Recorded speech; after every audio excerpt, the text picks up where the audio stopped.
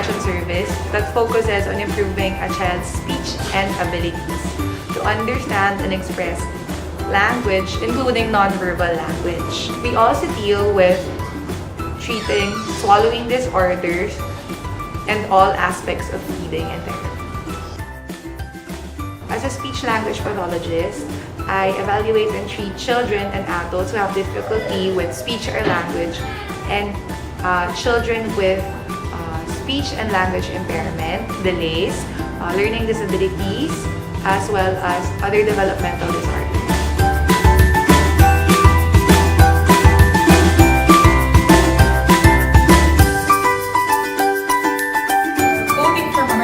Occupational Therapy Association.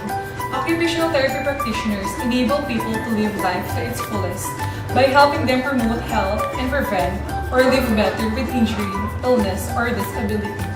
Occupations are meaningful activities for a person.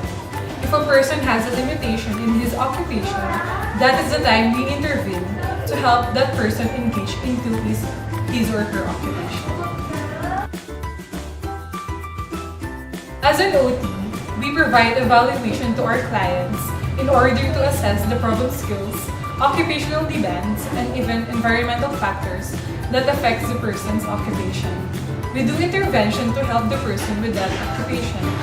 Since we are in a pediatric setting and our clients are typically children, we primarily use play during therapy to target problem areas or areas such as fine motor skills, gross motor skills, play skills, social skills, and even school-related problems like handwriting, coloring, and writing.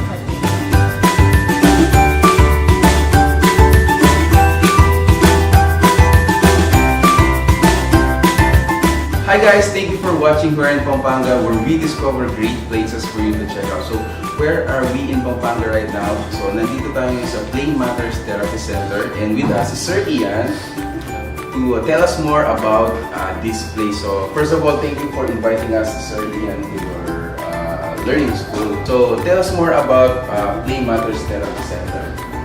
Okay, Play Matters Therapy Center, or PMTC, was established in 2014. It caters to children and adolescents who need special care or who are special in nature. We also provide occupational therapy, physical therapy, speech therapy, tutorials, reading, SPED services, and also we also offer classes such as school readiness program and summer classes. At the same time, our licensed teachers and therapists also provide parent-teacher conference and home and school visits. Do we consider PMPC as a tutorial center? Well, tutorial services is one of our services here at PMPC. So when you say tutorial kasi, it's basically just focused on the academic side, on the academic difficulties of a child. But here at PMPC, we also target or we also provide solution or to different problems of a child, such as in terms of fine motor, in terms of play, in terms of gross motor, movement-based problems. So we help them on those areas as well. So we're not just limited to problem per se in terms of academics. I see. Who are our clients providing to the center? So we have a wide variety of clients where we have clients that have learning difficulties. We have clients who has ADHD or what we call hyperactive. We have clients also who have autism, cerebral palsy, intellectual disability, Down syndrome. So these are mostly our clients here at PMPC. Wow.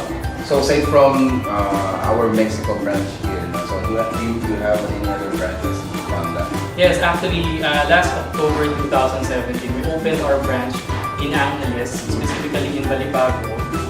The PMTC Angeles is just a few minutes away from SM Clark and the O terminal. Very accessible. Yeah, very accessible.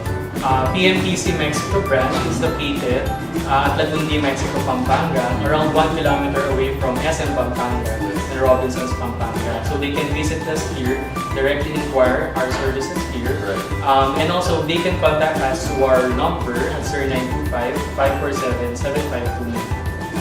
Welcome to Play Matters Therapy Center.